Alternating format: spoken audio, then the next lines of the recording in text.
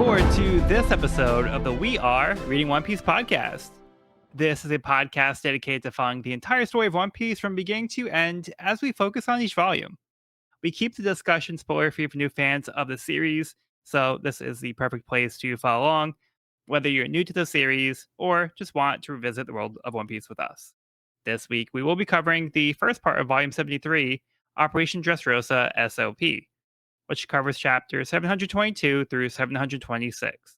My name is Joel. I'll be your host. Joining me today, we have Evan. What's up? And we have Cody. I don't remember what this acronym stands for, and I'm freaking out about it. So I don't know what it's like to hear it for the first time and not know what it's like. S.O.P. Well, we'll get it next month. I was literally just thinking that. Yeah. Yeah, we'll get next volume discussion, so we don't know it yet. Okay. It's the last chapter of the volume, so. But we have that to look forward to. Sweet. Yeah, hopefully it's at the really same cool. moment, I was like, wait, this isn't in my notes. Yeah, I was like, wait. I was not confronted with this. I'm not on the physical anymore, so I don't even see the title. I see the chapter numbers, and I'm like, wait a minute. It's a mystery. Yeah, sometimes it's like a little weird when the name of the volume is not in the first part that we're covering. So it's like there's like a context that we have no idea why the volume is called this. Yeah. But yeah, it's gonna be a fun little surprise for the future. Or it might be underwhelming. Who knows? Who knows? I certainly don't. And I mean it this time. Okay, so before we move along, I'm going to read the summary from the beginning of the volume, just to give us a little recap. The crew happens along Trafalgar Law on the island of Punk Hazard, run by Caesar Clown. At his suggestion, they form a new pirate alliance that seeks to take down one of the four emperors. In order to draw Doflamingo's attention, they must first capture Caesar, who is producing the artificial devil fruit that Doflamingo sells to the Emperor Kaido. The crew initially follows Law's orders, but Luffy goes off track by entering a tournament to win Ace's Flame fruit and blasting his way through the prelims. Meanwhile, Law prepares to hand over Caesar, but Doflamingo's clever trap puts him in face-to-face with a Navy admiral. Elsewhere, Usopp's group works with the Tontatas to prepare for the fateful battle with Doflamingo. What will happen next as these storylines collide? I love how it's like Luffy got a little distracted by joining a gladiatorial fight to the death. Like little sidetracked. Oh, Luffy. Not again. Yeah, Luffy's like, oh, normally tournament arc is like the whole arc. He's like, I'm gonna make it a side journey. Yeah. What did he get into this time? That lovable scamp. Speaking of lovable scamps, let's get the next part of Caribou's cover story. Caribou's New World, Kihihi, Volume 39, Take Over the Factory, No More Workplace. The proletariat soldiers knock down the weapons factory. Wow. Did they knock it down, or did Caribou just like ingest it? I think it's getting ingested into the mud. Yeah. It could be both. He's knocking it down by ingesting it. Is that him? If you look at the factory and on the left-hand side. Oh yeah. Yep. Is that him? Yeah. I think so. Like it. Yeah, that's his torso, and he's kind of just like wow, taking it in. That's wild. What this man has inside of him is disturbing. Can say that again. So my question is he taking the factory for himself? So he's like, oh, I'm the hero in the situation, but really he's like, I could use this weapons factory. Probably. He probably has employees in there too. Yeah, all you workers, you thought you're free, you come with me. Jeez. I don't know what Oda's trying to say about the proletariat right now. I'm getting some mixed signals here. I don't know, man. Is it about the corruption of power, or is he really the people's champ? Who knows? Yeah, that's the mountains in this. The mountains in this island are so cool. The striped mountains and everything. Yeah, they make metal. me think like, of I really hope we get to visit this world. Pretty cool. I don't know if we will, because it's probably on a different path in the new world. Oh, right. That's true. So this might be the only real look at it that we get. Yeah. Counterpoint. You don't get to gallivant around. counterpoint, the log pose's shift is split into 3. So it could go a couple different ways. It could be that all 3 just keep on branching out and branching out. But actually, no, they all have to still converge at some point, as evidenced by Crocus. So we don't know which branch this is on. We don't know how many stops Caribou has made. It can be good. We could. We can't say for sure, It's but we possible. could. You never know. With the Yeah, Grand because Line, Oda can just do Jinbei, whatever he wants, really. Anything is possible. Yep. yeah, because Jinbei had initially dropped him off at the G5 base, and then he kind of just took the ship and went rogue. He wasn't necessarily following log pose. You are right. You are right. But Drake did end up here. So that would make me think that Drake was following log pose. But that was, pre-time skip. So I get the impression it's probably early on in the new world. No, yeah, you are right about that. You are right about that. But you never know. Never know. All right, well, let's get to the chapter. Chapter 722, Royal Bloodlines. As the crowd boos at Rebecca, Cavendish scolds the audience for being so cruel. He slays the crowd and enjoys getting the attention. The battle for Block D begins. The toy soldier gives a speech to the Tantata, telling them the time to restore Riku Kingdom is upon them. As Zoro rushes to help his crew on the Sunny, he comes across Sanji and Kinemon. Violet appears as well and warns Sanji that Gyola has taken control of their ship. Things begin to look bleak as Gyola has now inserted the entire Sunny crew into a painting to be merged, with the exception of Brook, who seems to be betraying his friends. Of course, this was a ruse. He just needed to convince Gyola to turn his violin bow back to normal, which was actually his cane sword. He slices the woman and turns back to normal. Law seems to have been bested by Doflamingo and Fujitora. Doflamingo explains that 800 years ago, 20 kings from 20 different kingdoms left their homelands to form the world government. They became the Celestial Dragons and lived in Marijoa. The Riku Kingdom was established in Dressrosa at this time, but the kingdom that abandoned Dressrosa was the Don Quixote family. Did I predict this? I think so. And I think we tried to keep it as ambiguous as possible, but I don't remember too well. Still, big Roll reveal. the tape. Big reveal. Dolphy is a celestial dragon. Yeah, so his family is from the Celestial Dragons, but Law made the comment before, oh, if you have this much influence, you must be like a celestial, like you'd have to be a celestial dragon to have that much influence, but like that could be possible, right? But yeah, Delphi just gives us like a lore drop here. Yeah. But so his family is direct descendants, therefore celestial dragons. Yeah. Yeah, by blood. By blood. Yes. By blood. Yeah. But this would also, by this definition, they said the Nefertaris didn't move up, right? I think they chose to stay behind when the rest of the, I think they're still part of the world government, but they chose not to join the rest of the kings in Marijoa. Yeah. So they stayed in their home kingdom. Yeah. So there's an alternate timeline where if someone made a different decision 800 years ago, Vivi would be a celestial dragon. Yeah, Vivi's family could potentially have been celestial dragons if they chose to go to Marijoa like everybody else. Yeah. Wild. But it's interesting that they chose not to. Yeah. I'm wondering what's up with that. It is a really good point though, because I think this is something that you could have like logically surmised from like just the explanation of the Celestials in Sabaody of like, oh yeah, these 20 kings, they went up to Marijoa, so like, do they still rule? Do they not? And I know it was like, no, let's turn this into a world building. Let's turn this into an antagonist developing moment here. Let's see what we can do with that. Yeah, so this does give quite a bit of context here for where the world government was founded. Yeah. So this was the creation of the world government. So like, the world existed before as well, but then there's like that 100-year period that we don't know exactly what happened. We don't know what let's say the world was during that time period, and what events led to these kingdoms forming this world government. Right. And how long ago was the void? 800 years ago. I believe it started 800 years ago, or it started 700 years ago. I think it started 900 and ended. I think it was 900. Yeah, I think that's what it is. So the void was leading up to the development of the world government. Yeah. Yes. Because the world government was formed 800 years ago. Yes. So 900 years ago, the 100 years leading up to the formation of the world government is the void. Yeah. Yes. Okay.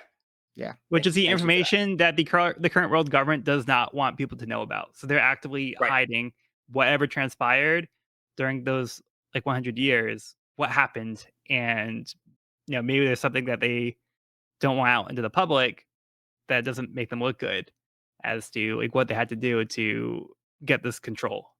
I think something I also So haven't really thought as much about as far as that goes is the fact that it's not just one incident that they're hiding.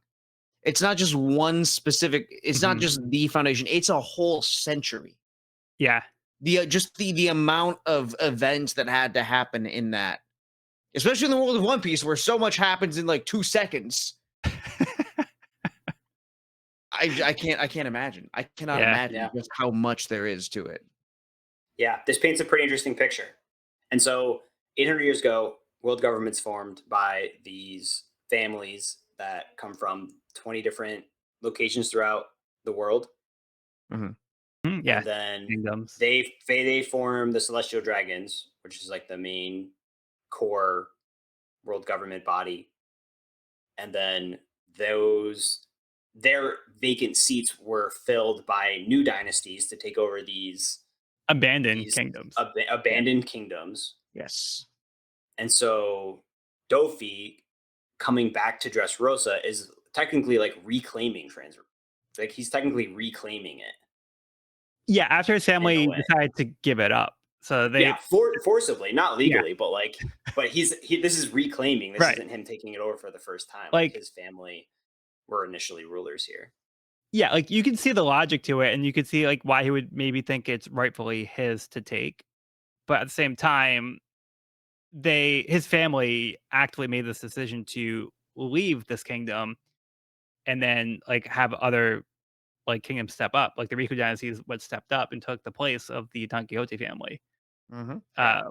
But now he's like, actually, I know we gave it to you guys, but I kind of want it back now. Here's that one kid on the playground. I want my Pokemon card back, actually. I changed my mind. The card is worth how much? Okay, never mind. I want that back now. This is some exciting lore. It truly is. This is sweet. Yeah, anything about the Void Century and like that history, like I'm all for it. And I just want to like get as much information as possible. I want more lore. Yeah, this is awesome. At the beginning of the chapter, so where we left things off, Rebecca entered the stadium and she's getting booed, and Luffy's like, why are they like booing her? And they're like, oh, that's the granddaughter of the previous king, who didn't have a good end to his rule as king. Like Doflamingo came in, like overthrew him basically, and then made him look bad. We don't know like the full details as to like what happened, but we do know that Doflamingo forcefully came in and turned the people against Riku. But then Cavendish, of course, comes in as like the White Knight, and he's like, "How dare you people like boo at her? She's risking her life stepping into the ring."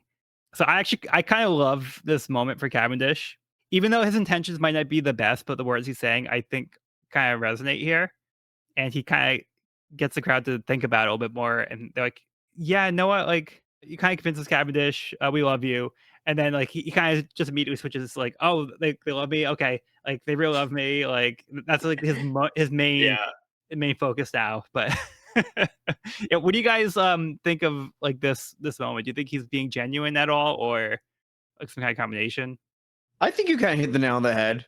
Like I think the sentiment is something he embodies, and I don't think that he's lying, but I think it is that outside motivation is what's at the core of it. Which honestly, I'm not even that mad at. It kind of humanizes him. Yeah.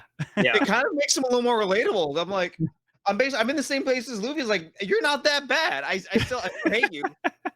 You're still fucking annoying, but like, okay, I'm kind of with you now, man. Yeah. Yeah. But then it kind of gets his head a little bit. About this, and I was like, yeah, he's good shit. Yeah. I do like you. I really like you. Cabbage puts the I in chivalry.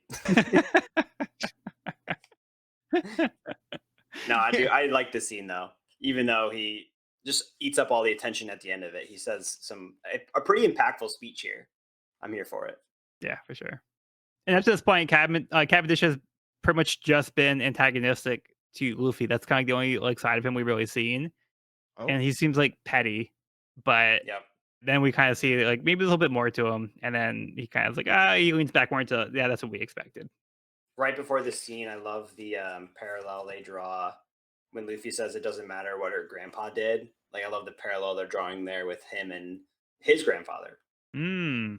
I think Oda did that very gracefully. Yeah.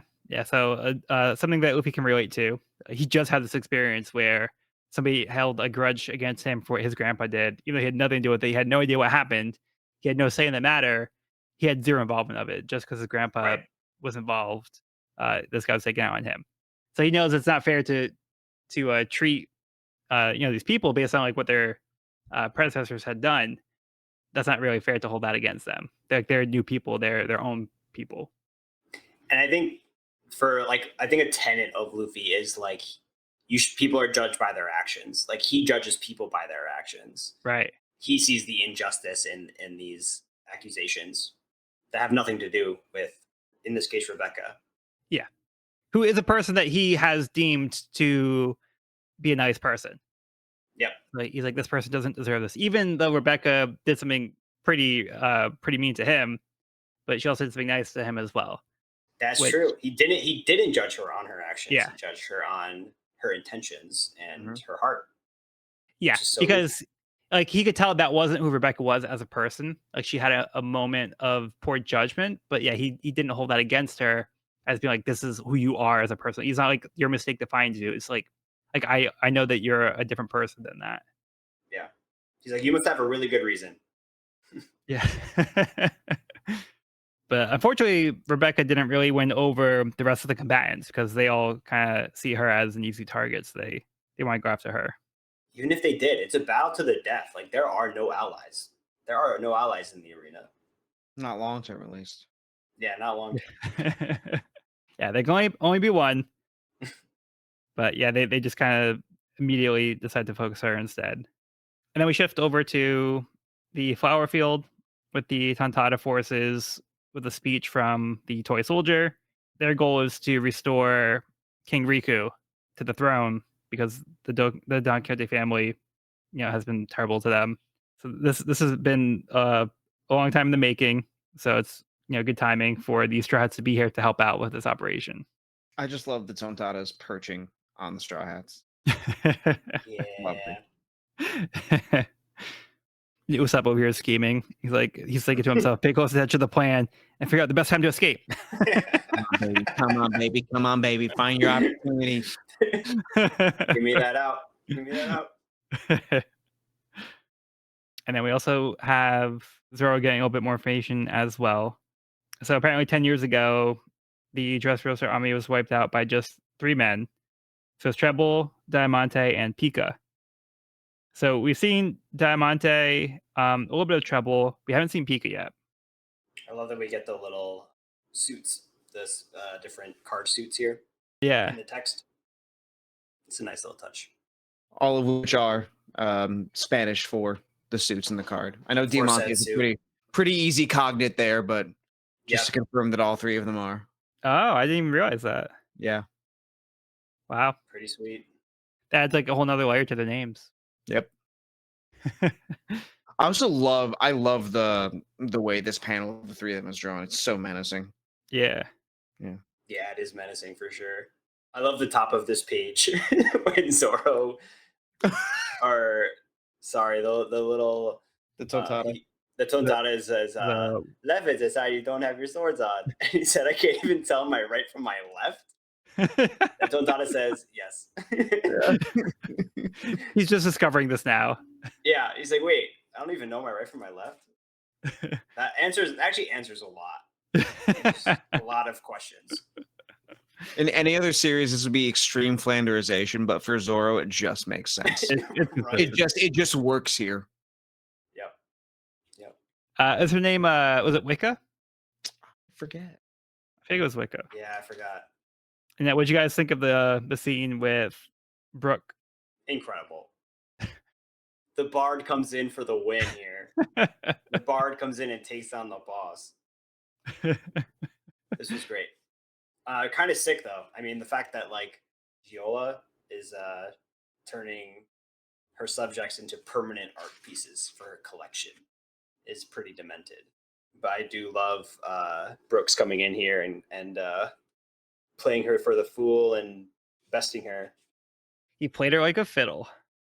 Played her like a fiddle. Thank you. Oh, so much better. Yeah, I think this whole like art thing is really cool actually.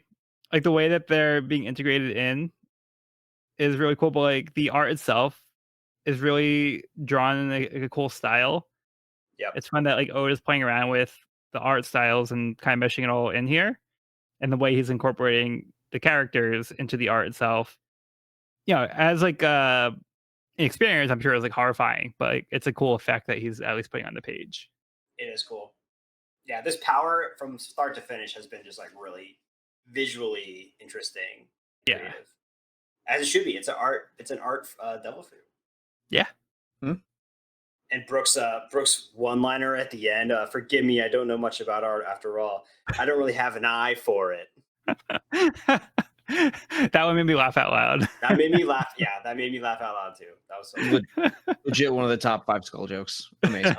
So good. Yeah, so it's kind of sad that was it Chopper that like thought Brooke was actually betraying them. Brooke, what are you doing? I thought we were friends. And like he probably felt like so betrayed, but Brooke was just trying to help them out. Yeah. So he had a plan. He got them out of a jam. I love that it's Chopper and not Momonosuke. The fact that Chopper's like, I think 17 at this point, Momo was just like a really, really little kid. I love the fact that Chopper's the more naive one in this situation. Yeah, but I mean, Chopper has always been really gullible, and I feel like He has. Oh, yeah, it makes perfect sense. I just still find it very funny. Yeah, it is funny. And it's interesting that when she gets knocked out, when Gil gets knocked out, Brooke returns to normal. So we could assume that the rest of the art powers also dispelled. Yeah. But Brooke's face goes back to being regular here. So it seems like there might be that downside to this devil fruit. Right. Requiring a concentration cast. Yeah, you guys got anything else for the chapter? No, this is a great chapter though. Good stuff. Good stuff. Good stuff. All right, let's move on to the next part of the cover story. We have Caribou's New World, Kihihi, Volume 40, Gabiru the Hero. Caribou is celebrated for leading the workers to win their fight. Still smoking. Yeah, and it looks like maybe the factory kind of made him like bulge a little bit. Yeah, took up a little more space maybe than he has. Might have to digest it a little bit more. There's got to be a capacity. Yeah, there's got to be capacity on this thing. But as far as everybody else is concerned, they've been saved, so they think he's the hero. What is this guy gonna do with followers? Dear Lord. God. I dread the thought. Nothing good.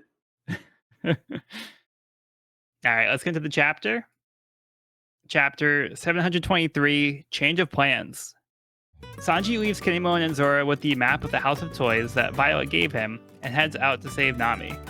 Zoro and Kinemon stand outside the Coliseum as they try to plot out their next move. Bartolomeo recognizes Zoro. Gladius and Baby 5 discuss Violet's betrayal to the Don Quixote family. The crew on the Sunny manage to defeat Gilua and start moving the ship toward Greenbit. On Greenbit, Doflamingo admits he used to be a celestial dragon, but is not anymore. He takes what he thinks is Caesar's heart, but it turns out to be a random Navy soldier's. While ahead was Caesar's on the ship, Wall uses room to escape with Caesar. He plans to send Caesar to the Sunny while he stays behind to fight Doflamingo on the bridge. Doflamingo heads straight for the Sunny, but thankfully, Sanji arrives in time to stop him.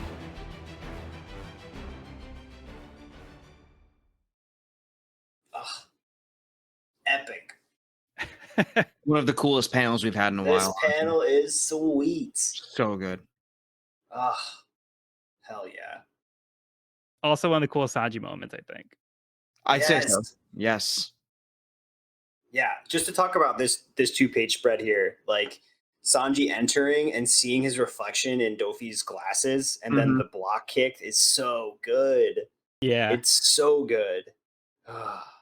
And Dofi is like a feared villain, you know, Yeah. like he's like one of the stronger people that the Straw Hats have faced, probably the strongest. He has that menace to him because he seems like a bit of a wild card. Like he would just go off and kill everyone on this boat. Like I feel like we know Yeah. he's capable of that, which makes him that much more scary. And yeah, so Sanji stepping in is huge here and just a super epic moment. Illustrated Yeah. to perfection. This is so great. Yeah, and we've seen how easily he took care of Smoker. So Yeah. Mm. and that kind of gives us a good sense for like how strong Doflamingo possibly could be. But Sanji looks to be able to at least stop him here. So it's awesome to see Sanji step up. So sick. This entrance And is hype. yeah, and Doflamingo even says, finally a tough one. Yeah. And the crew's so happy he's there. That's all. I feel like we haven't gotten to see Sanji's presence be wanted as much lately. So it's So nice. celebrated. Yeah, celebrated. Yeah. Thank you. That's the word I was trying to find. Yeah, it feels like we're starting the Sanji redemption tour here. Yeah. Because his character's kind of been like on a downward trajectory for quite a bit, but it Mhm. kind of feels like he's working his way back up here. I'm Yeah. feeling it. I'm also feeling it. Yeah, so I love this moment at the beginning where Zoro and Kinemon are like clueless as to, like what to do. So they're just sitting outside of the Coliseum. And then Bartolomeo just starts like fanboy out and like he starts crying when he sees Zoro. I just love another great moment of Zoro comedy where Kimon's like, "Okay, we have to avoid suspicion. Okay, so we cut the wall down. No, we avoid suspicion. We cut it quietly. No, it's Yeah. not. It's not the issue." Like, oh, I got what you're saying. We do it real quiet. Okay. I've also missed this That's- part of Zoro so much. Yes. Yeah, like I know we've talked about like, oh, there's a reason why he's more serious, but like there's still a part in that's just he's just a goon, and it's so nice to see that back here for a second. Yeah, and that's the brain cell he shares with Luffy. Because if this was Luffy I would have had the same exact thought. It would have been so we cut the wall down then, but then he would have done it immediately. Like he doesn't have the brain of Zoro who's like thinking it through a little bit more. You know, Who are like, like no, that. we have to do it quietly. I got you. That's why I'm a reliable one. Right. That's why I'm your first mate. That's why you can count on me. Yeah, he's the intelligent one. Yeah. God. Oh God. But Bartolomeo freaking out is also so good. Yeah. Yeah. I there has not been a character in One Piece that has gone from most hated to most loved so Mhm. quickly. Yeah. He wins you over like as soon as you know his Yeah. his deal, he wins you over. But Immediately. like yeah, he's like one of like the when you first see his character, he's like one of the most like despicable people. Like, like wow, I hate this guy. Yeah. Then you're like, oh, it's me. Huh. I love him. We have this little exchange with Gladius and Baby 5. So we had seen Gladius before, but we didn't get his name. I think his design's really cool. He looks like steampunk. Yo. His design is super cool. Like Mhm. Yeah. this might be like up there coolest designs cool in my opinion. I love Yeah, this I would say he's up design. there.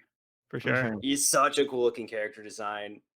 Yeah, this like you said, like steampunk theme. And he's got like Super Saiyan hair. Yeah, he goes Super Saiyan 3 over here. Yeah, Super Saiyan 3 hair. Sick mask, sick fit. And he says, it's people who can't stick to a time or a plan, which are bolded. And so that makes me think those things are important to him. And maybe his devil fruit has something to do with like time, with like the Okay. cogs, Yeah. in his uniform or Makes his sense. outfit, which has me even more hyped about him. But yeah, this character design I think is up there for me. Love it. So what do you think is happening with his hat exploding? He went Super Saiyan 3 immediately and just ripped right through it. Maybe it's his hockey. He couldn't control his Yeah, hockey. maybe. But yeah, it seems like as he's know. like thinking, like the hat starts to like inflate, and Baby Five's like, "Oh, Yeah. you got chill out, you're gonna explode," and then his hat just bursts. Amazing. The Don Quixote family's designs really are a mismatch. They Dude. are just they're all over the place. I'm not mad at it, but it's like, wow. Usually, I don't know. I feel like they're just more varied than we see in a lot of groups, and I'm curious about that. 'Cause I feel like that's very intentional. Super diverse, but like super cool. Like I've Yeah. really liked all of their abilities, and we even get more of what's her name, Violet, or yeah, Baby Violet. Five or Yeah. Violet. Well, Baby Five is also really cool abilities, but Violet, we get some more insight on her insight with getting to see more of her ability, and it's also really sick, really powerful ability, like this all-seeing eye concept. And we've talked about the kind of like window that she can create before. Yeah, I think like all these Don Quixote family abilities are super cool. Yeah, for sure. And before we talk about more of Violet's power, I did also want to just kind of mention I thought it was funny here how when Baby Five's telling Gladys to chill out, she also like turns her arm into a blade to try like block block the explosion. Yeah, 'Cause she's like afraid. you can tell this is not the first time. Yeah. But yeah, going to Violet though, yeah. So it looks like she has the ability to see from a bird's eye view. So she's able to borrow the sight of birds, so she can see like over at Dressrosa, and that's how she Yeah, can kind of keep tabs on everything. So it's actually really a nifty ability as well. literal bird's eye view. Hmm. Yeah, very cool. I think the way it's illustrated too, the way Oda kind of like almost has this like ghostly bird flying overhead connected through the eyes. It just looks really cool, and Yeah, it's a nice um, visual. it's a nice visual for a really neat ability. Do we think the 2,500 miles is correct, or do we think it's mistranslation? Because 2,500 miles, that's like from Los Angeles to Austin, Texas. Yeah, that's like half the country.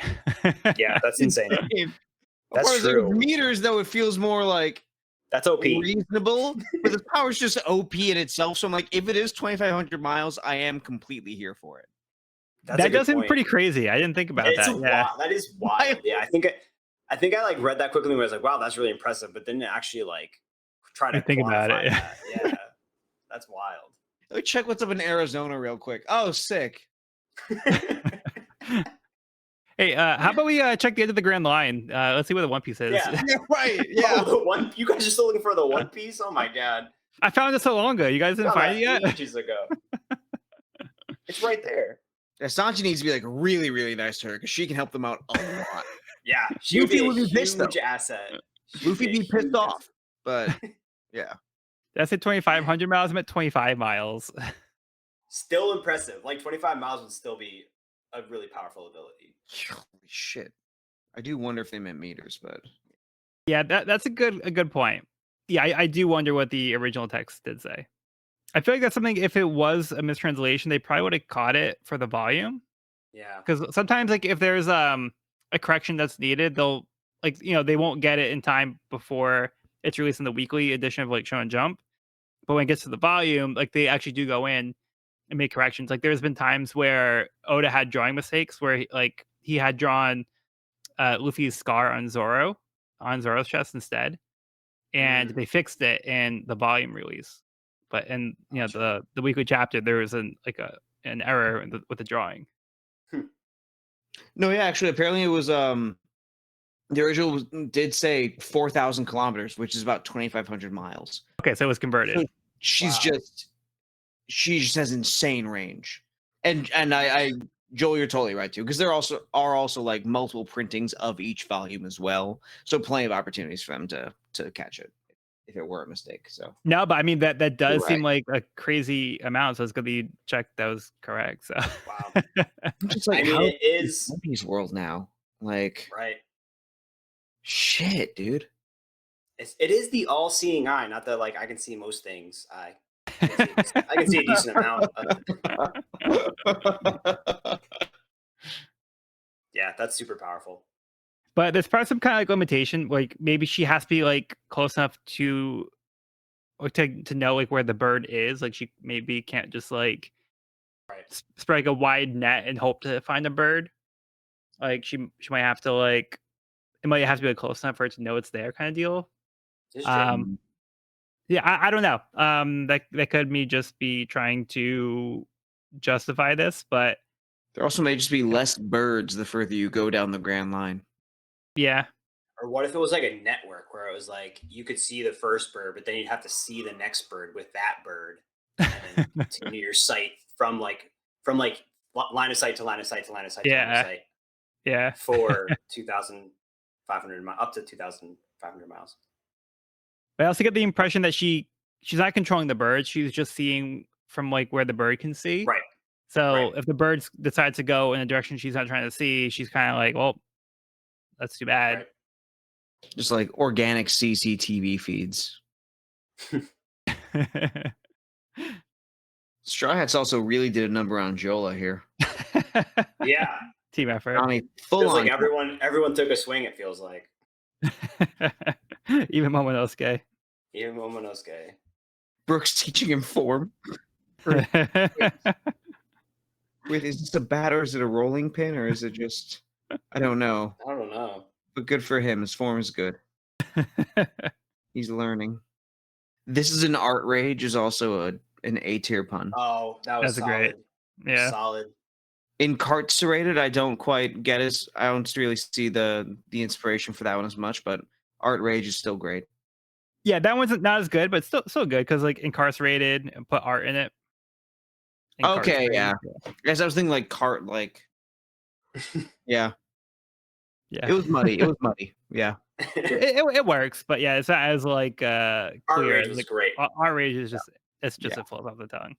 Yeah, art rage was Can't good. beat it. Where do you go from there? I thought this exchange with Law and Doflamingo was also pretty great. How Law just playing people's hearts over here. Yep. And Mhm. Doflamingo thinks he's got Caesar's heart, but he doesn't. It's just some random Navy soldier. I'm telling you, this guy's got a cooler full of hearts. It's literally take backsies versus actually in one fight. I didn't tell you it was Caesar's heart. And I say this as, again, the Law stan of the group. But I'm like, brother, amazing. You're also such a dork. It's great. No, He it also is. pulls a substitution jutsu over here. Yeah. It is great that he's able to pull this off. And the timing is perfect. Yeah. This is so good. I also like I think Law's been growing on me steadily since his intro, but it's becoming more and more apparent that like Travi, his concern is always for others before himself. It seems like he always is putting the group before himself. He Like he won't puts say his his plans up there, and he won't say it. It's always like a thought that we get, but he's always concerned about other people's well-being and willing to put his own well-being at risk for others, like very consistently. As we see it, especially multiple times in this chapter. And yeah, Law's growing on me a lot. He's like climbing up my ranks real fast as favorite. I'll say Straw Hat while I can. Favorite Straw Hat. David Straw Yeah. homie. Yeah, he's awesome. Yeah, so he's at least not willing to throw the Straw Hats under the bus. So he could easily be like deflecting the attention on them, but he's also being tactical about it where he still needs the Straw Hats as well because things didn't go well. So now he's trying to get Caesar out of Doflamingo's range. So his goal is to head away from the Sunny and like have Doflamingo not go after the ship, and then he's going to send Caesar over to the Sunny. Yeah. So do you think that's a counterpoint to what I'm saying? Like, do you think that Law is doing this strategically, or do you think that there is like a concern for their well-being that trumps his own? I think it might For his own be. well-being? I think his primary focus is the plan and Mhm. being strategic, but I also think he's not willing to throw his allies to the wolves. So like Yeah. I don't think he's cruel to be like Doflamingo can take care of them while I get away. Like Right. he's doing what he can to prevent that from happening. He's trying not to put them in danger. So he's trying to he's putting himself in danger here in this situation, and hopefully saving the Straw Hats so that way they can get away. But he's also like he's not doing it so he can get away himself. Like his plan is more important to him than like what happens to him at this point right now. Yeah. I think Oda does Yeah, I want think that's fair. super ambiguous right now. Hmm. I think that's something he's banking on for us. He wants us to be asking these questions. I guess what I'm saying is that Law seems to be a good ally. Mm-hmm. Yeah. And I think what I was trying to say is I feel like every time we get a glimpse into what Law's thinking, it's always about like the Straw Hat's safety. Or like a lot of times it's about like how are they? Are they gonna make it out of this? But like you said, they're integral to his plan. So it could Mm-hmm. be for reasons of the plan going successfully, more so than like seeing them as like crewmates that he wants to protect. It's the beauty of it. Yeah, and it is, and it's cool because, like you said, he is in kind of like an ambiguous place where like we know, the parameters of this alliance, and that it's an alliance, and that means it's not like technically a permanent thing, and we know how Law is about his plans and strategies and how seriously he takes that. So, yeah, it is kind of a cool question to ask. Even if, say, he gets on the ship and everything's hunky dory, and Nami says, "Hey, you care about us, don't you?" He could say, "Yeah, totally," or he could say, "Nope, just trying to get the plan going," Right, and he would be credible either way. right. Or you could be like, if that's what you want to think, I don't care. Yeah, yep. Your words, not mine. Yeah, I didn't say it. yeah. All right. Anything else in Ooh. this one? Yeah, one more thing. The one cool line we get at the very beginning of this fight is Law says, I'm pretty sure, yeah, Law says to Fujitora, you better get you better apply the gravity, which was a sick line. Or sorry, the full line is you better apply the gravity, Fujitora, or I'm gonna escape. And I feel like that kind of answers our questions about his ability, like his ability being gravity related. Like I hadn't really Mm, thought of it that way. We were trying to make sense of it last volume, but yeah, manipulating gravity would make sense for his ability. yeah, that does give us a nice indication as to what he's been doing. Yeah. Also, one more little thing. I find Doflamingo squeezing the heart and then just the from like way off. Hilarious. So Yeah. good. So good. What's Very wrong, buddy? understated joke. Very, very welcome. Yeah. It's like, I don't know if I heard that right. Let me try it again. Ah! There it is again. Quit it. Caesar, was that you? It's like trying to find his car in a parking lot. Whose heart is this? uh, Okay, we good to move on? yes, let's go. Let's go. This is so good. Okay. Just jumping right to the next chapter. Chapter 724, Law's Plan. Sanji is able to hold off Doflamingo for a few moments, but he gets stuck in place by his string powers. Before Doflamingo is able to kill Sanji, Law swaps places with Doflamingo, sending him to the island. They manage to land on the ship with Caesar, but Doflamingo already managed to make his way back over. Law orders them to leave for Zou with Caesar, while he will stay behind to hold off Doflamingo and Fujitora. Sanji points out that Law seems to be personally invested in dealing with Doflamingo. The sign bursts away as Law moves himself and Giola back to the bridge to Greenbit. Law declares to Doflamingo that his alliance with Straw Hat is no longer needed. All he needs to ensure is that the Smile Factory is destroyed, and Kaido will eventually deal with Doflamingo. But Law wants to personally settle the score for what happened 13 years ago. So it's personal. Oh, we've definitely seen, definitely not the personal nature, but just how personally important this mission was to Law. There have been little hints here and there of what the stakes are for him personally. Not necessarily the connection to Doflamingo, but but the weight it holds for him. So this isn't out of nowhere by any means.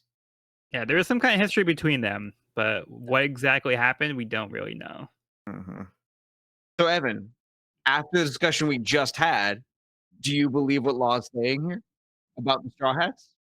What, that he's like left the alliance? That he's using them to get the Smile Factory shut down. Yeah. I mean, I do think that was the original goal, and I think that's why the alliance was made. But I also think that Law has grown a fondness for the Straw Hats and can see them as valuable allies in the future, maybe even friends.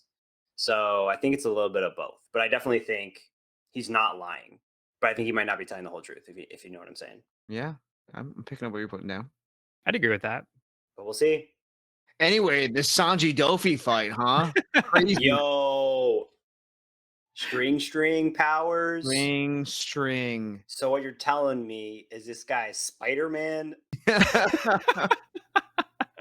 Yeah, he's actually even more powerful than Spider-Man because he can attach a string to the clouds. Spider-Man needs a building to Right. go airborne. Yep. His glasses are like, they kind of fit the same overall pattern of the Oh my god. Spidey eyes. Dude, they really do, actually. Huh. Wow. Have you guys seen Spider-Man Homecoming? That was the first Tom Holland movie, right? Yeah. Yeah. I think so, yeah. Yeah, so there's a scene that was inspired by a Spider-Man comic, the commuter comic, where Spider-Man gets stranded in a suburb. And it's kind of meant to be like a funny issue, but he essentially chases like a criminal into like the suburbs, but then there's no like city to swing Right. with, so he kind of has to like run around. But there's a scene from Spider-Man Homecoming that was loosely inspired by that, where like he couldn't really web around, so he had to like just run. So that kind of shows like where some of the shortcomings would have been. There's been examples of Spider-Man where he couldn't swing around. So going back to the Sanji and Doflamingo fight, string powers confirmed. So Evan had mentioned this as what he thought was a very real possibility. Yeah. And with all of like the terminology you've been using as well, like the puppet master pulling the strings, it was actually a literal thing as well. So cool. Yeah. Yeah, I love it. I love it. This is like the final piece of the puzzle, and I feel like I never had the full picture until right now, which is cool. Yeah. Is there like a Naruto character that has a similar ability where they have like the thin strings? There's Like Conqueror chakra, here. it's Yes, like chakra infused strings. yeah, he controls his puppets with them. Gara's brother. Yeah, and is that what I'm thinking of? And Satori, the other puppet master from the Sasori. Sasori, yeah, Sasori from the Sasori. Yeah. I'm trying to think. I think that's the other. There's like another. I feel like I'm picturing another anime that used like super thin strings that only the wielder could see and like used it to navigate. But maybe it was inspired by Dofi. But yeah, this is awesome. This is so awesome because he's like the puppet master.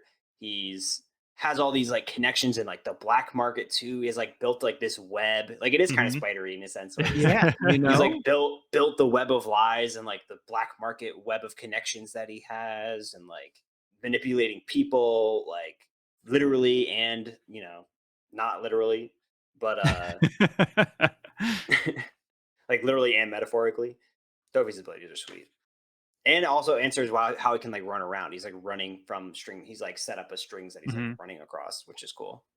Yeah, so it's cool to get the practical application as to what he's been doing this whole time, because we've been seeing him use his Delphoid powers, but we haven't gotten a clear answer as to what he's been doing. So when we see him like making people move against their will, he's pulling them on these strings. He's attached to them. Yeah, wow, man. Oda's really like slowly weaned that one out, because I feel like we've been so slowly introduced to his abilities. I feel like this chapter was like the full reveal. Like I feel like for the most part we've been shown the look behind the curtain on his abilities. Yeah, I think the first time we saw it was like volume 26. Right? So yeah, and it was just like slowly giving us like little bites of it. Yeah. Until now, and he's like, all right, here you go.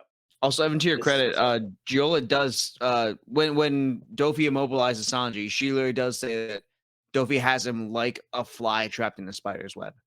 Yeah. So there's a lot of cool metaphors happening here. Yep. Picking up what I was putting down. Yep. Yeah, unfortunately, Sanji doesn't really hold on too long though. So he has this cool entrance, and then he kind of gets overwhelmed by Doflamingo, which is kind of to be expected because we know Doflamingo is one of the most powerful people probably in the world. Yep. Yeah. So. And Sanji doesn't even have a devil fruit, right? No. Correct. He's just a badass. Got them hot legs. Got those spicy feet. Flaming gams. Yeah, he has to Yep. walk on some hot coals before he heads into Yeah, battle. right. Power of love, baby. Um, and he does have his classic Sanji being self-sacrificial moment, telling them all to just get away, don't worry about him, use a coup de burst. Yep. Which, Yeah. very gallant of him. Always appreciate that. Then like this law moment is like really cool though. How he throws the log, and then he uses it to switch Oh, places. yeah. It That was so has to good. be a Naruto homage. It's Yeah, it's literally a gotta I log. think be. so. It's Literally. gotta be. Yeah. Still epic. Yeah. Well, so there is a piece of lore. So at one point during One Piece's serialization, Oda I think he got gout or something like that, but he was in the hospital for a little while. And Jump is like, hey, you got chill, you gotta get better. Cause like he's been doing this for almost 20 years now, and he's the magazine's cash cow. And I think Naruto was like either had just ended or was like in like the final stages of its serialization. But Kishimoto ends up going to visit Oda in the hospital because they're friends. And Oda's literally drawing on his bed in the hospital. He's still working on. I know it was some part of Dressrosa. I don't know if it was this early on, but some part of this art. Parts of the story go on and say, "Oh, Kishimoto helped Oda draw some stuff." It's other sources that said no, that's not true at all. That was still Oda. Right. But I wouldn't be surprised if like this specific thing was like a little homage to his friend. Yeah. The timing seems right.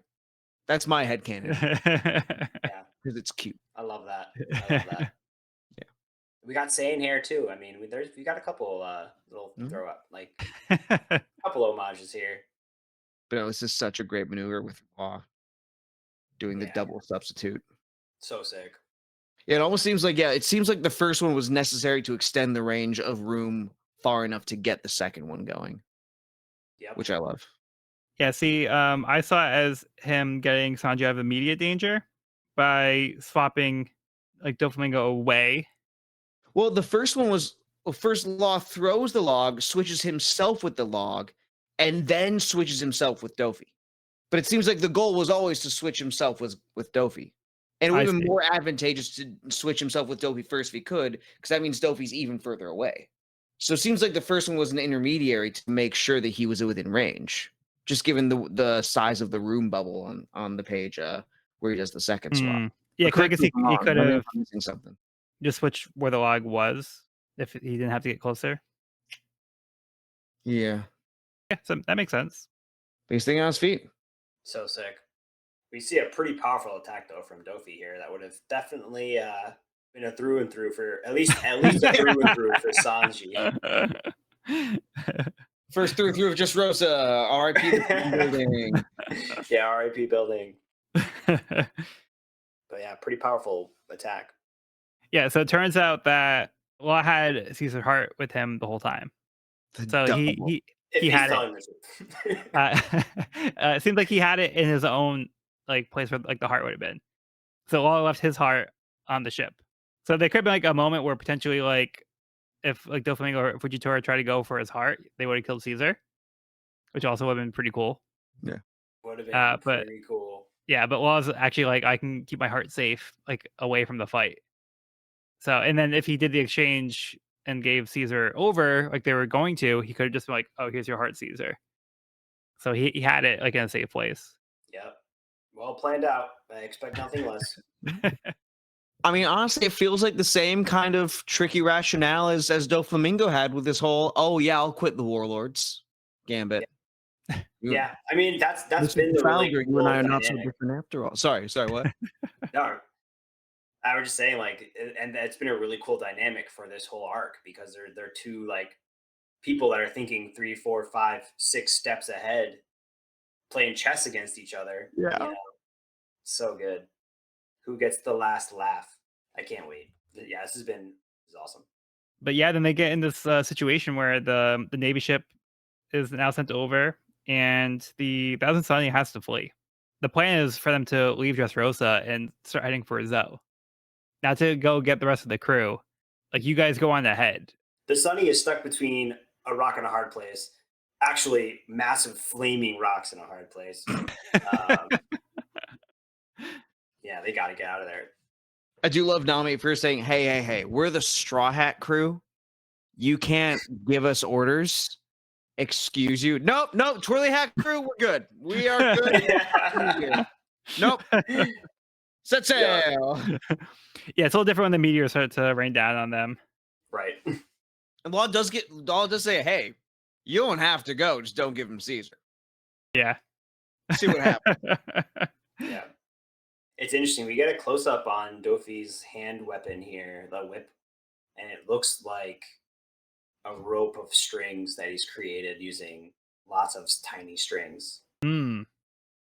Like it Yeah. looks like a woven rope, Right. which is kind of cool.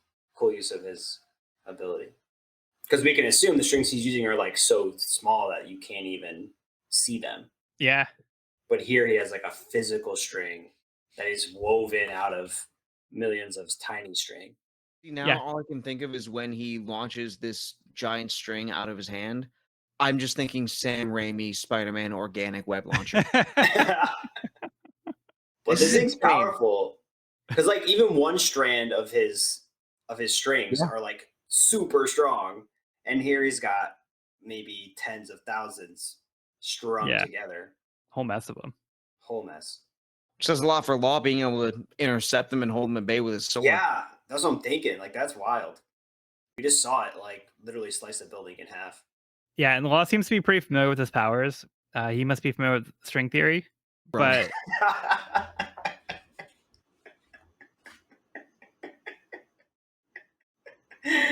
Oh, nice. Only when he's being observed. he tells the Straw Hats to look out for the clouds, like to go to places where there are no clouds, because that's how Doflamingo will be able to chase him down. So he knows the way to kind of get around his powers. So yeah, he tells him like how he travels. Hey, you guys got anything else on this one? Just a little thing. I love that Sanji is the one to pick up on the fact that Law is so fixated on Doflamingo. Mm-hmm. I just anytime he's the one to hone in on someone's emotional state, or just any of those little interpersonal things. That's what I love about Sanji, the fact that he is the one to have that observation when it comes to those. It's nice to see that continuing. Even if Sanji jobbed to Doflamingo in a fight, little character things like that are always lovely with him. Yeah, Sanji's got more emotional intelligence than I think he lets on. Yeah. It is one of my favorite things about him as a character. Right, but I think that harkens back to his like early character development, where it was like Sanji would kind of like disappear, and everyone's like, "Where's Sanji?" And then when he came back, it was like, "Oh, he took care of that. He did the side quest that's super important to us, like actually being successful in this moment right now." And it's like the unsung kind of hero who like kind of saw something, was like, "Oh, that's important." Goes and takes care of it, like without permission, like without asking permission or like asking for help. Just kind of goes, does the thing, and it becomes super relevant later on. But like even you said, then, it's like observational. You know? Yeah. I think even from the emotional standpoint, like I'm always gonna go back to Water 7, but like even in Water 7, when Usopp left the crew, he was the one being like, "Okay, is he doing all right? Yeah. Okay, Chopper's worried. Everyone's kind of losing their shit right now. Let me just keep tabs on this." Like it's like you said, Evan, it harkens back to something that's always been part of Sanji, and seeing that part at play once again is very, very welcome. I mean, that's like his whole introduction to his character was when he fed Geen and even Krieg. Yeah, you're totally right. Yep. So I mean, that was very established as a character trait from like his first appearance. So always been that Karen. All right, we get to move on. He's got a big heart. He's got a big heart. I'm good. Okay, moving on to Caribou's New World, Kihihi, Volume 41. Dinosaur Alert. Diaz Drake attacks Caribou. Best cover story of the series so far, in my opinion. That's the end. For multiple reasons. So good. Yeah, this is really cool the way it's portrayed. Love it. So yeah, it looks like Drake's still here. Yeah, I had mentioned this before, how this is where he was before the time skip. So yeah, he showed up here and was told to leave the island because this is Kaido territory. Right. But for some reason, Drake's still around. And is taking umbrage with Caribou. I mean, you can't really blame the guy. No. It was Scotch who told Drake to leave, right? Yeah. That 3 time skip? Yeah. Yeah, he Okay. had a confrontation with Scotch when he first showed up. Huh. Something to think about. Interesting. Interesting. All right, let's get into the chapter. Chapter 725, The Undefeated Woman. Law lets Gila go and prepares to fight Doflamingo one-on-one in order to fulfill the desire of someone he knew. As the Sunny Crew sails away, Sanji notices Momonosuke has turned back into a dragon. Momonosuke admits he can't control his powers when he gets scared. Last time he was in Dressrosa, he witnessed an event where Doflamingo attacked someone and is now afraid of him. He is worried about his friend Kanjuro. At the Coliseum, Bartolomeo is struggling to contain his excitement to meet Zoro, but he eventually gets the words out to agree to help find Luffy for him. Inside, Rebecca manages to hold off her attackers, deliberately choosing not to attack them and only knocking people out of the ring. Inside, Sai is demanding to see Dan Chenjiao, who is brought into a room to receive medical attention. They are told this is the entrance and the combatants exit from another door. Sai accepts this explanation and is brought into the room to receive his own examination. He is laid down on a table, then a lever is pulled, dropping him into a chute. He lands in a pile of toys, along with the other combatants that lost in the previous round. There is no way out. Not good.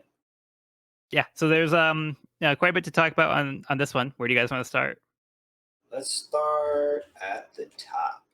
It sounds to me, so going to like Law and Dofi's confrontation here, Law saying, I'm fulfilling someone else's long-held desire, I think kind of supports my theory of him like putting others before himself a little bit. Okay. So 'Cause what do you he's think got is no- like the context for this line? I don't know. I don't think I've put it together. I don't know if that information is available yet, but it sounds like he's fulfilling someone else's gripe with Dofi. But Makes we don't sense. really know much about Law's background. We do not.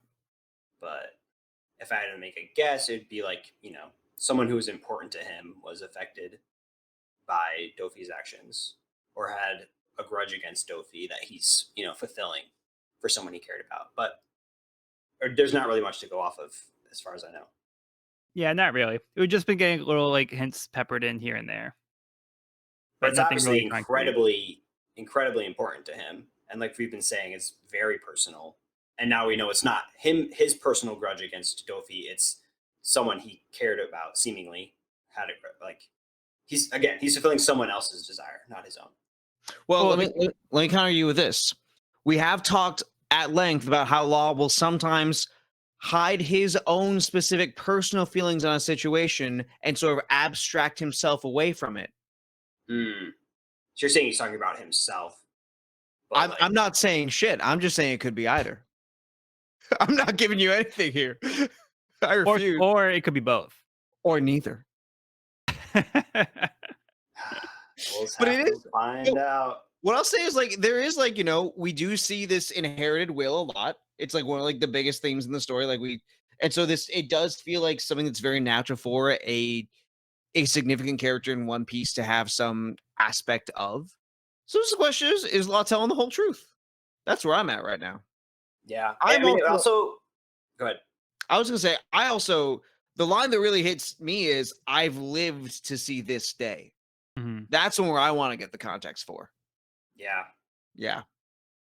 I was just going to say it seems to be also playing into the theme of the grudges that are held through somebody, like with Garp and Rebecca and Luffy. Like we're seeing this kind of similar theme of like them being targeted for the actions of others related to them and not their own actions.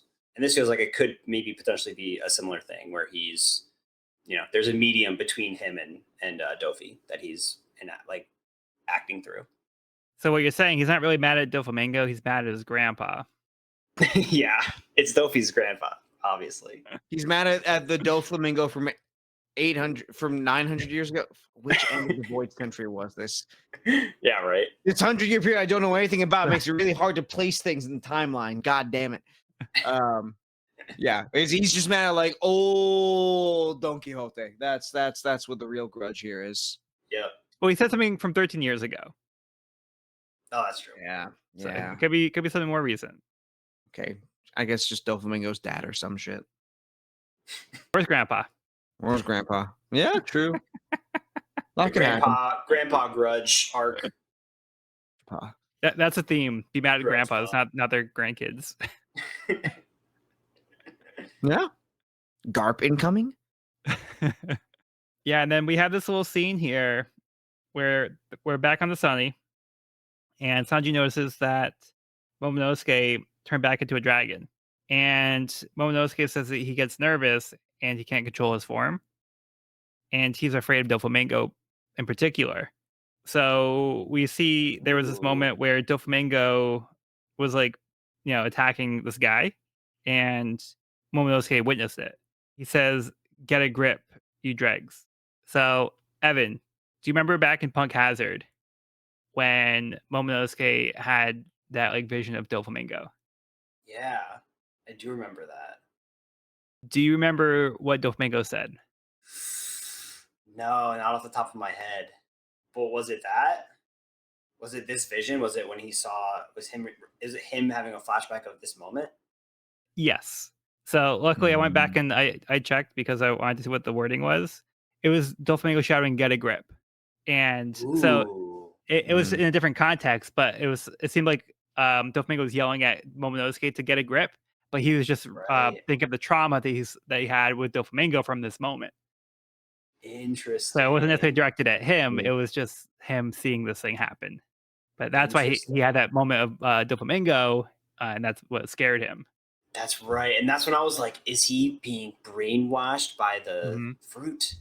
And is there a connection still? But this is that connection is Yeah. he's been traumatized by witnessing Dofi's brutality.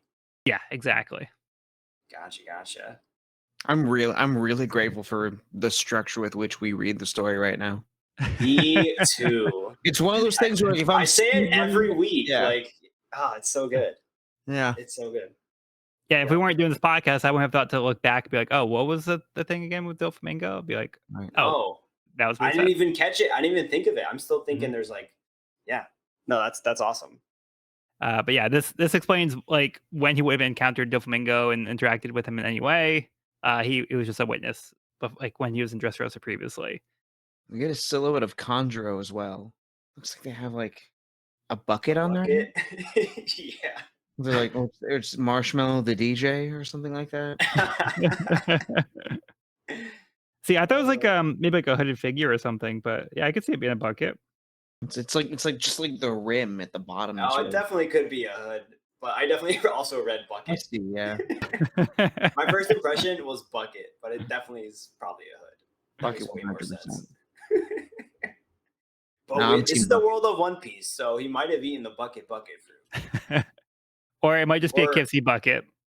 or it might be a KFC bucket. So he's Buckethead.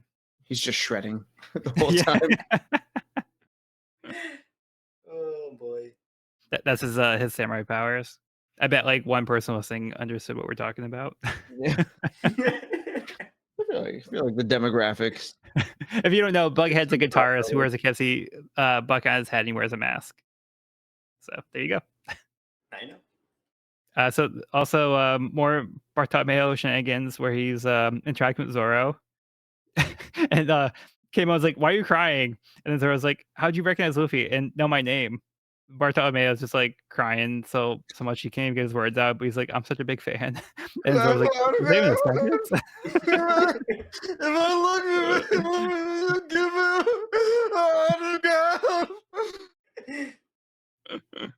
Oh my god. So Amazing. yeah, at first he's like, "Oh, I'll help you find Luffy if you give me an autograph," but they don't understand what he's saying. So they're like, "Oh, you help us find Luffy? All right, great." So it's so much for the autograph. He better collect that. He better collect that fucking autograph. I swear to God. Yeah. I want that for him so badly. I also have to remind myself, like, this guy was a fucking mob boss in lockdown. Yeah. Like, this guy did some shady shit, Yeah. but I still love him. Yeah, like a few chapters ago, doing he was cutting shady a guy's shit. tongue off. Yeah, right. And now he's bawling his eyes out so he can get an autograph. Yeah, and it's been full 180. Like we haven't seen any of that like pompous asshole side of him since the switch. Like he's just been all tears since then. It's been like a complete 180. Yeah, he's one of the best characters. Truly. Yeah, I can dig it. And what do you guys think about Rebecca fighting in the Coliseum over here? This is sweet. I love seeing a strategy like this. I love a troll strat. I love fighting by not attacking. Yeah. I'm all about this. Yeah. Same. Clearly super intelligent fighter. And I love Luffy picking up that she's using the color of observation hockey. Hmm. Like super cool observation. And it's also just cool, like, you know, something we haven't seen a lot of Luffy like post time jump is like not only his skills with hockey, but his understanding of hockey and ability to spot hockey and acknowledge it. Yeah. You know, Yeah. which is really cool. So it's just like cool seeing that being part of his knowledge and picking up on it here. Yeah. The announcers say that she's never taken a single blow. All her victories are via out of bounds. It's interesting that Luffy's recognizing like her skills and her abilities, whereas like all these other people are underestimating her and like Yep. trudging in, and be like, "Oh, she's this weak little girl," and they think, "Oh, she's not gonna attack me," but it's like then she just like outmaneuvers them. And in the One Piece card game, her leader has an effect where she can't attack. Very flavorful. Mm. Yep. That's awesome. She's one of those leaders who was only, I guess, relevant for a very, very short period of time. But anytime someone does something with her, everyone loses their shit. Like everybody wants Rebecca to be good. Yeah. That's So awesome. it's she's the people's champ of decks in the One Piece. I'm Incredible. also wondering narratively, like this, I may just be overthinking it, but like as far as like why she takes this style, why she doesn't attack, probably wonders if I as a member of the Riku clan, this family that's so hated by Dressrosa, even in this situation, like attack a citizen of the country, damn, that just throws our name even further into the mud. I'm wondering, I'm not like fully sold on it. Even as I say, I'm like, it might just be overthinking, but it's just a thought that occurred to me in the moment here. Well, I think the answer is was something that we saw in her little flashback with the toy soldier. Oh, I think she said that she didn't want to fight, and he said, "I'll teach you how to protect yourself." So I think right. I Yep. think he taught her defensive moves, so not necessarily to be aggressive, but so that way, if somebody attacks her, she can defend herself. So I think Yeah. she's just using the strategies and techniques that she learned from the toy soldier. I had already forgotten that. Thank you for reminding. That's so Yeah. good. That's so good. Plus, we just saw her with all of these, you know, heavily wounded and amputee gladiators who she's trying to protect. And I feel like to what Cody was saying, like she's not gonna she doesn't want to harm these people. She's trying to save these people. Yeah, that also makes sense too. I mean, it's kind of like what we've been saying with law. Just it works out in both dimensions. Mhm. Yeah, I think both can be true. Yeah. So have your cake and eat it too, sort of thing. Also, a huge fan of Gyatz's commentary here. Her style ain't not beautiful. I don't not like it one bit. I really enjoy Gyatz. Yeah. And yeah, I love that they call it the double negatives, like in the little speech bubbles too. Yeah. Yep. Yeah, and then we find out a little bit about what's going on with the defeated soldiers, because like we had learned that there were supposed to be battles to the death, but then these people survived, Mhm. and the Navy was outside. With Bastille, the vice admiral of Bastille was outside Yep. waiting for people to come out. Like, where's everybody? And Yep. now we're seeing that they were told that there was another exit, and it's like, oh, just come this way, Sai. Like, we'll show you. This is where Don Chinja went. And they put him on the table and drop him down this like shaft, and he lands in this pile of toys with the other combatants. Yep. We also know what's directly below the Colosseum, And what was that? the factory, Mm-hmm. the toy factory. Yep, Things are coming together. that's right. Makes sense. Hope we don't That's get a it. trash compactor scene coming up. I mean, why not add a Star Wars homage? I mean, come They have on. no way to contact 3PO on the transponder snail. It's just Brooke painted gold. Or Frankie. They have Oh, to get yeah. Frankie. Frankie. Yeah, so we get this little scene here where Sai recognizes like, oh, this is where everybody went. It looks like they've all tried to get out, but there's no way out. And I like the line where John Jinzhao says, "I might just need to curse the flamingo to his grandson generation." So he's still at it. Yeah. His grudges work in 3-year increments. Or 3 generation generations. increment. All right, but we're gonna get more into this. But do you guys have anything else to add for this chapter? Now I'm good to get into it. Okay, so we're gonna dive right in. No cover story on this one, but a long summary because we have chapter 726, the Riku family. Tanko Ponto notices the gladiator Ricky and seems to recognize him. He asks if he is the former king, Riku. Seeing no point in concealing his identity any further, he removes his helmet, confirming he is indeed King Riku Daldo III. He thanks Lepanto for watching over Viola for him. King Ozabello is also pleased to see King Riku, who was an ally to the Prudence Kingdom before Doflamingo took over the country. Since then, his country has been suffering due to non-stop war.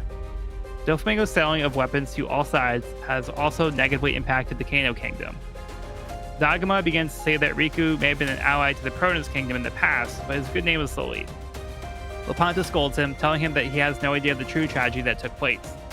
Many of the other combatants, along with some of the toys down here, begin to bow to King Riku, as they were former soldiers in his army.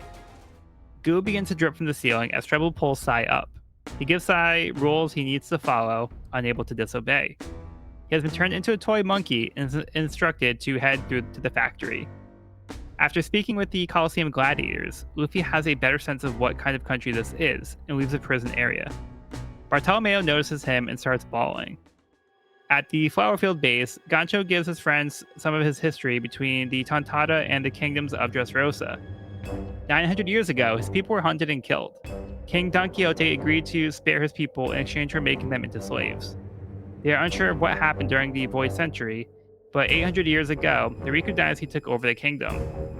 In order to make amends with how the Tontada were treated by the previous king, they agreed to allow the Tontada to help themselves to the people's possessions, and they would just call it the Deed of the Fairies. Things were peaceful between the Tontada and the humans, but Doflamingo came to Dressrosa 10 years ago and put himself in place as king. He took 500 of the Tontadas captive, including Gancho's daughter, Manchuri. When Robin asked why the people booed the king's granddaughter, the toy soldier explains that Riku attempted to protect the kingdom to the end. Doflamingo caused an incident and blamed it on the king, turning the people on him overnight. Doflamingo attempted to wipe out the bloodline of the Riku family. Rebecca was caught and put into the Colosseum to battle to be mocked. Usopp asks exactly who the soldier is. He tells them that he's Rebecca's father. I am her father. There's the Star Wars reference. Bam. There There it is.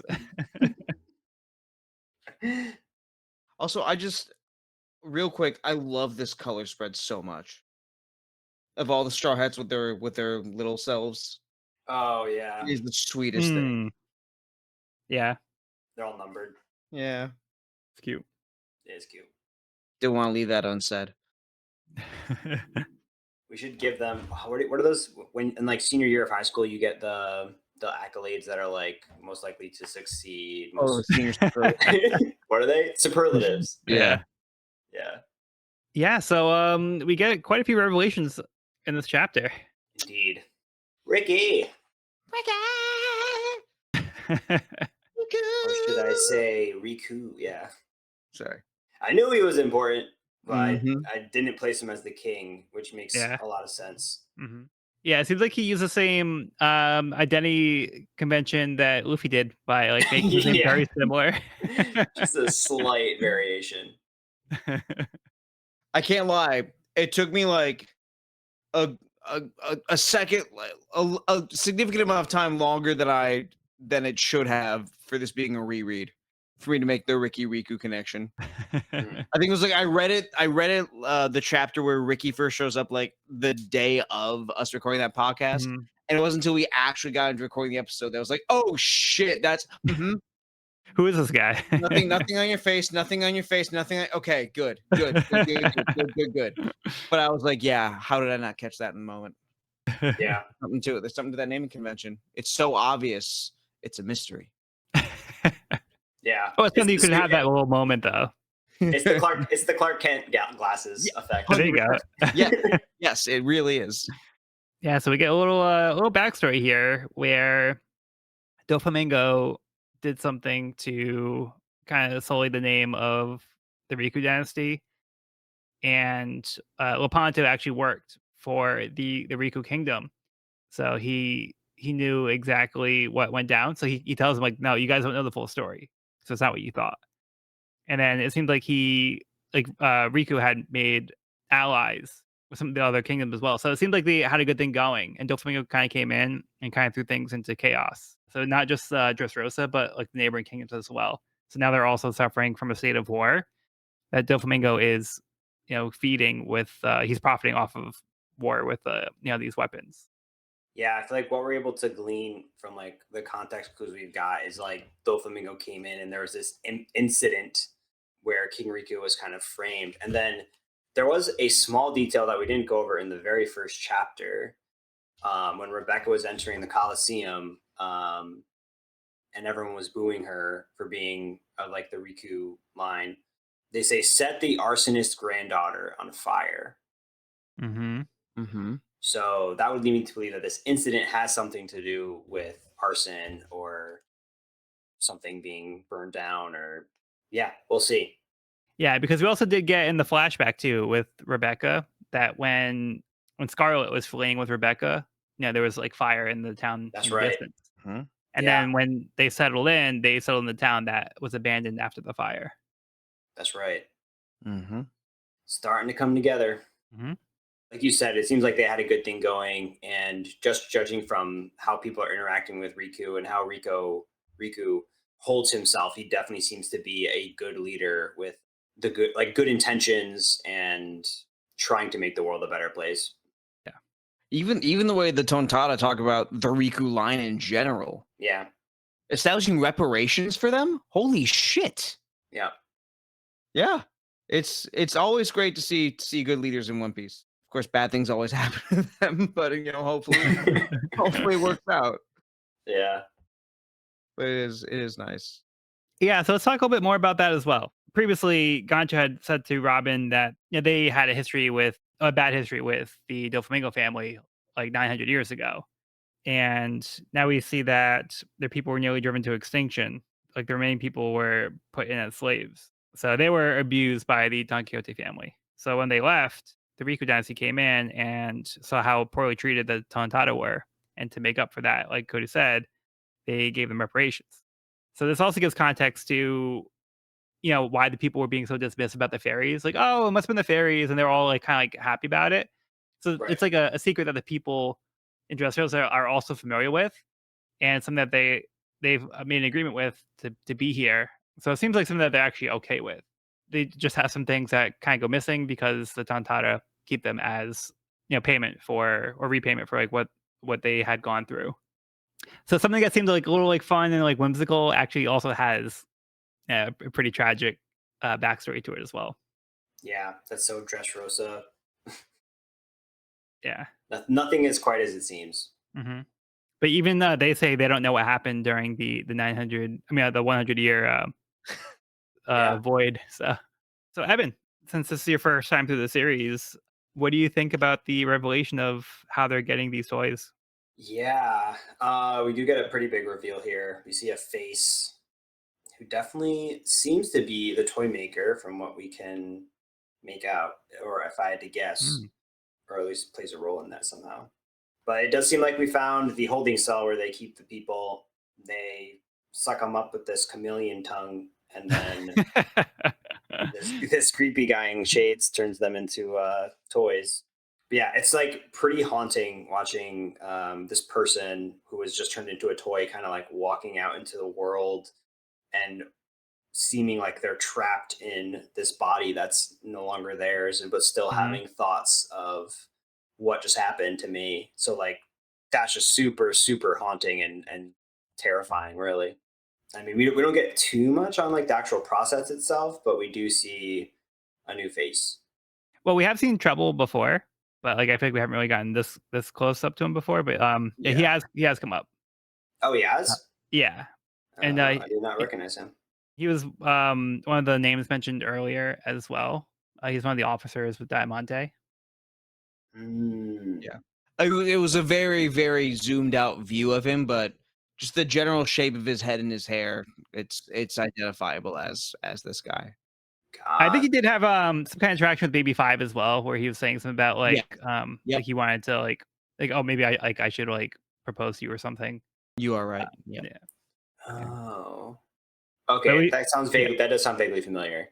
yeah it wasn't a lot of interaction with him though, but he's pretty slimy. Yeah, for sure. Literally.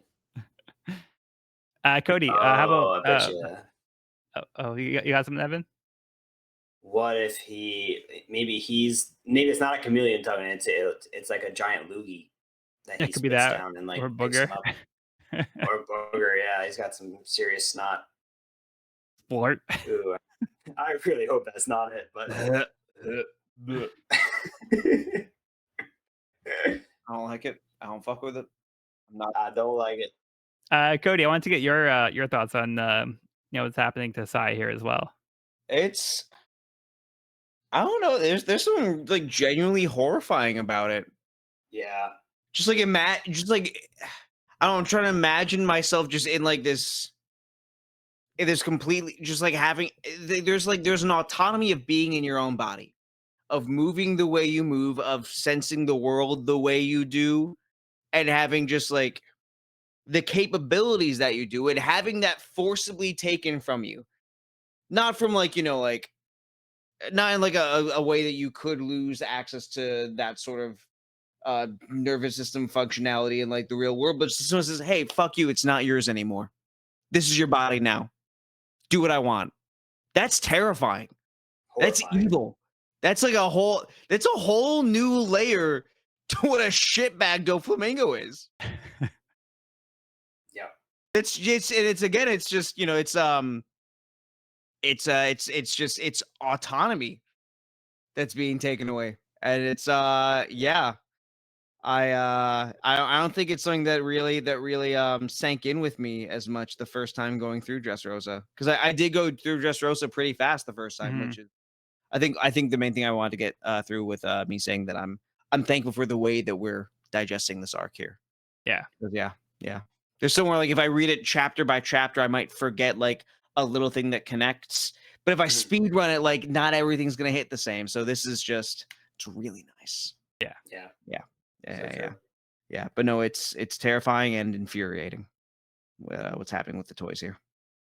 Right? Yeah, I Like, mean, definitely horrific. yeah. You got something, Evan? No, I was just gonna say to that point, like it was like we found out Doflamingo was, a part of like child kidnapping and child experimentation. You're like, how could this character get any lower? And now here he is, like taking people's, like you said, autonomy away from them and trapping them in a toy body, and then having them work manual labor in a factory. It's like Mhm. just beyond evil. I think the idea of them being toys also just like adds another sinister layer of it because like to Doflamingo, they are just playthings, which I think fits in Mhm. perfectly with like with what Yeah. we're talking with his powers and the manipulation. It's just God, Right? what an Yeah, and asshole. how he views these people. Yeah, and like the fact that they're being put into these other bodies, they're given these commands, so they have to obey.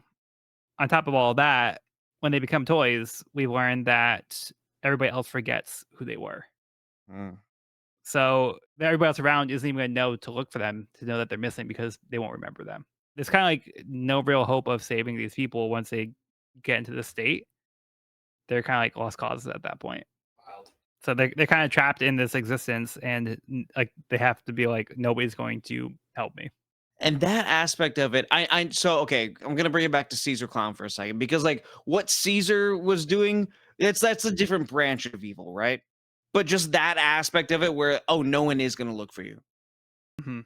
No one knows to try and find you, no one knows how. You have no outside hope here. That is common in both of these things. And it's like, it does make sense that the two of you would work together. Yeah. That the two of you would go to that kind of length. Yeah, I mean it works for them because it's like, hey, there's less people in our way, so Yeah. we can kind of do what we want. Wild.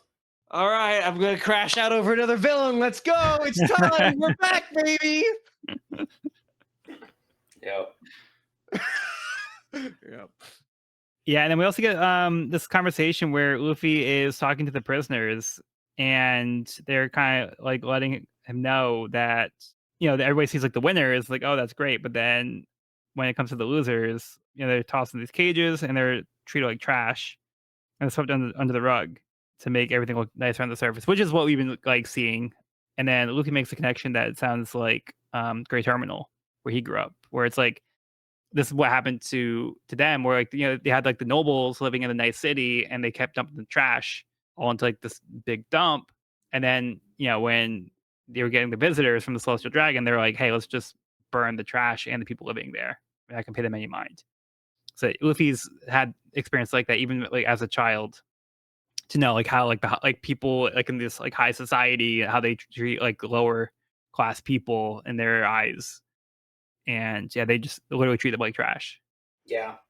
I feel like during when we were talking about like Luffy's backstory when he grew up in this like trash arc, we were talking about how that's like a microcosm of the world government and how it functions. And like here we are again in the Coliseum making that same exact analogy. We're also hearing it from the voices of the people living here too.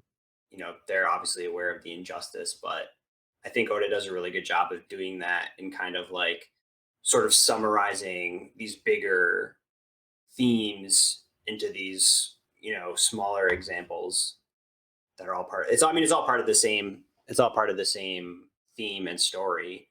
I don't know, I'm kind of losing the thread, but I think you get what I'm saying. Yeah, we're kind of seeing like the same things happening consistently with the world government and like how they treat people and like their how they treat the citizens and what their priorities are. Right. So like they want things to be a certain way, and whether or not like that's a reality, they like kind of like warp things around the reality. Like even the celestial dragons, like they warp the reality around them, and like everybody that's not them has to do what they say, and they just treat them like slaves. And it's like, hey, I want this random person to be my slave. I just walk by, I'm taking them, and nobody's gonna stop me. So like we see like the trend of like how the world government treats people, and like how horrific it is. And it's interesting getting the new perspective on how it was formed now, because we know it was Mhm. like these wealthy kings and queens and their immediate families who put themselves in this bubble of complete control and then have remained there for the past 800 years. It's like, oh yeah, that makes perfect sense why when we do see these celestial dragons out and about, they're these completely spoiled, completely disconnected from the rest of the world Yeah. people. That lines up perfectly with the backstory we were just given. Yeah, I mean, they've been treated like gods for like 800 years, so Right. Of course, their morals and vision of the world is severely skewed. I think one other thing I didn't realize, I think that coming back to this, again, based on the way I read it, didn't realize that Luffy already made this personal connection between his own past and what's going on in Dressrosa. I think that's something I'm going to be much more excited to get a sense of in this read through, because I think there's just again there's already so fucking much happening in this arc. There's so many factions. There's already so much to the setting. We're like, I don't know, 15, 20 chapters into the arc at this point. I can't even tell anymore. That just like the Luffy of it all it can kind of get swept under the rug with how much is going on. And yeah. he has taken a back seat in the tournament, but I really do want to see like whatever happens to Dressrosa means for his journey as a pirate and as a person. And so I think that's something that I think we're finally starting to get a little more of a sense of. And we got a little Yeah. bit of stuff with like the Don't Change Out fight with the realization of, oh, yeah, it's not what your grandpa did isn't your fault. So I'm Mhm. wondering how if if these two themes are gonna converge a little more as time goes on. Is what I'm curious to see. Yeah, and it's cool that he's taking this journey alone. I feel like he's Mm, he's coming to these realizations on his own, which is I think important too. Yeah. yeah. Because I Yeah. feel like he is a character who traditionally, relies on his friends and surrounds himself with people who can bolster him and he can bolster them. And it's a like symbiotic relationship. So it's interesting seeing him separated from that and having these learning experiences and becoming his own person and reaching these realizations on his own. Yeah, he's on his own little journey here. Yeah. On his little side quest. Yeah. Yeah, and then we end the chapter with this little exchange here where the soldiers kind of giving the remaining straw hats here a little bit more of like context of the history. He says one day 10 years ago there was an incident that caused people to lose all faith in King Riku overnight, but the people don't know the truth of what happened. The king was trying to protect the country to the very end. Doflamingo was trying to wipe out the bloodline. He gives some important context here, and then when Usopp asks who this guy is, he says that he's Rebecca's father. So yeah, thoughts on that reveal? Ugh. Yeah, that's heavy. Because I mean, we knew that he's kind of like regained memories and consciousness of his time before being turned into a toy, or at least like regained some of that autonomy that he'd lost. And the fact that he has seemingly kept that to himself, is that how you're reading it? Like he hasn't told Rebecca? Well, Rebecca wouldn't even remember him. Mhm. Right. Right. Yeah, that's heavy. But it's kind of beautiful that he was still able to be a father to her, Hmm. Yeah. even when she didn't know it, and how she's still not with the word for it, still looks to him as a father figure. Yeah. Yeah, The fact that There's definitely a relationship, connection. yeah, that it doesn't matter if Doflamingo wipes away the memory of it or the word for it, but it still exists. Yeah. That's fucking beautiful. yeah, That is beautiful. yeah. He was like there for like the birthdays, like protect her and like teach her things, and like he was there like day to day. So it's nice that he was still present during her childhood and like the formative years after the tragedy that she went through as well. So yeah, it's nice that after like everything, like he's still able to be there for her, even though she doesn't know the truth or like why he's doing this. Yeah, she obviously has like a bond with him and cares about him, but doesn't realize exactly the relationship. Evan, was this a surprise to you? No, I don't know. I guess I didn't think it wasn't thinking about it in the same lens that you guys were. And I like your lens better. Because he like you're right, like he was still a father figure even though she wasn't aware of it. And that's beautiful. I mean, I don't get me wrong. I still would rather that they're able to like have the full knowledge of it, but like just the fact that they can persevere through it, that's great. Yeah, Yeah. Yeah. Yeah. like all things considered, like he was still there for her. Right. Yeah, that's where we leave this episode. Rebecca versus Cavendish. Who's I mean, I'm rooting for Rebecca. I like Cavendish a little more than it before, but not more than Rebecca. No, not more than Rebecca. No, come on. But I do think that's going to be a tricky fight because Cavendish is a very strong adversary. Yeah, I don't know. My money's on Rolling Logan. Nah, he doesn't stand a chance. Yeah. So, any final thoughts for the chapter or the volume as a whole? This was juicy, man. There was a lot of lore in there. We had a lot of Dofi and Law interaction, which I was like I feel like was lacking in the last episode we did. Mhm. So I was glad to get some of that. Yeah, man, it's heating up. It's coming together. Law is growing on me every chapter that he's in. Like I really like Law as a character. I'm really digging him. I don't think I've fully figured him out yet, and I love that. Yeah, it's half the fun. Yeah. So yeah, it's exciting Nice. stuff. How about you, Cody? I just love the layers of Dressrosa keep coming. Yeah. Arc is just getting denser and denser and denser and denser as it goes on. It just makes me hungry for more. Yeah, Definitely. it's really, really painting Doflamingo in this just like pure evil light. Without him doing much in the present story. Yeah, he's getting some sick confrontations with Sanji and Law, but like he hasn't made any huge sweeping moves, but we already have such a sense of what a villain he is. Yeah. But I feel like that's not him. I don't think he does the big like he is a flashy guy, but his actions are definitely more like calculated behind the scenes, than Yeah. I mean, he does have to take matters into his own hands here, but it seems like that's a last resort. It seems like he has his minions who go out and do the dirty work. He sits in his castle and plots and pulls the strings from behind from above the marionette. Yeah. And I don't think I'll ever be able to unsee him as Spider-Man now. The glasses, dude. I didn't even think of that until you said it, and now I cannot unsee it. Hey, man. You and me both. That's wild. It's insane. Yeah, with great power, you don't really need responsibility. Yeah. Oh my god. Yeah, I think this this part of the volume already has given us a lot to think about, given us a lot of lore and a lot of Yeah. context for a lot of things that have been set up for Dressrosa.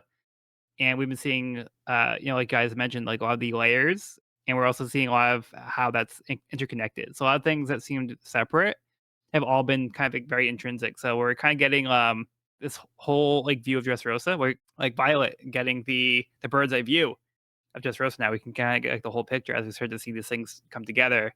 At first, it Yep. seemed like they're all separate, and now they're all like actually part of the same plot lines for Dressrosa. There's a lot more to come, but so far, Dressrosa has been very involved and very very fun, but also very tragic. So I like this blend of all these different things going into it, and it really gives us, I think, a very compelling story. Absolutely.